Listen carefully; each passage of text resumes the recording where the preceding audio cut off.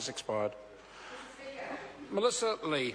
Thank you, Mr. Speaker. There is something in Catherine Delahanty's speech that I quite liked, and I actually am going to use it back to reality, because obviously Catherine Delahanty's reality and my reality is actually quite different.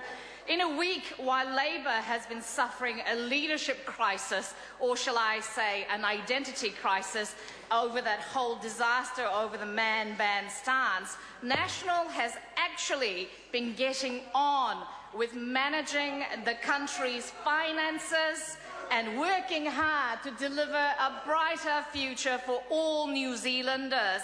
In fact, during the Labour's leadership crisis, and we've heard from previous speakers about all the Twitter feed and all that sort of stuff, we've been putting through clear plans to support and grow our economy, sir. We've been also very, very carefully listening to Kiwis and what they want.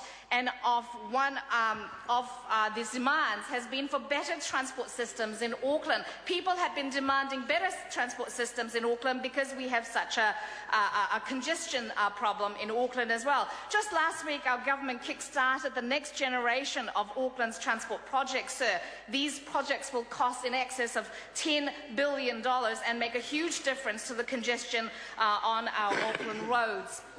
So, and one of the things that actually happened in Auckland last week, and while Labour was busy talking about man ban and leadership challenges and all that sort of stuff, possibly with a letter going round their caucus, I was wondering where the leader, Mr. David Shearer, was on Saturday, because it was the reopening of the Mount Albert train station, sir. He is, after all, the MP for Mount Albert, I being the list MP, actually turned up to the blessing ceremony where the local iwi was there blessing the new train station, making sure that people who travel on the train are safe. But there is he was nowhere to be seen. Mr. MP for Mount Albert, David Shearer, was nowhere. And you would sort of wonder that maybe he was at home watching Sue Moroney perform on The Nation to make sure that she said the right things about the man ban. Perhaps that's where he was. And he wasn't actually present at the 10 o'clock opening ceremony and ribbon cutting ceremony either, sir. You sort of wonder how stressed Mr. Shearer is, and my heart does in fact go out for him, that he is actually under a lot of stress, worrying that there is this massive target on his back, that his caucus will actually stick him with a knife and actually turf him out perhaps.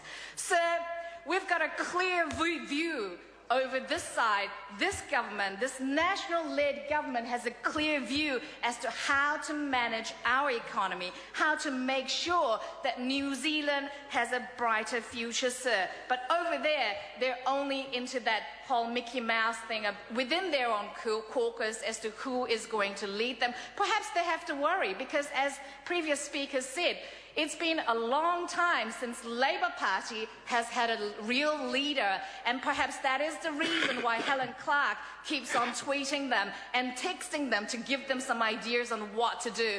Maybe then they might actually have a real leader very soon, sir. The time for this debate has expired. I call on Members' Order of the Day number 1.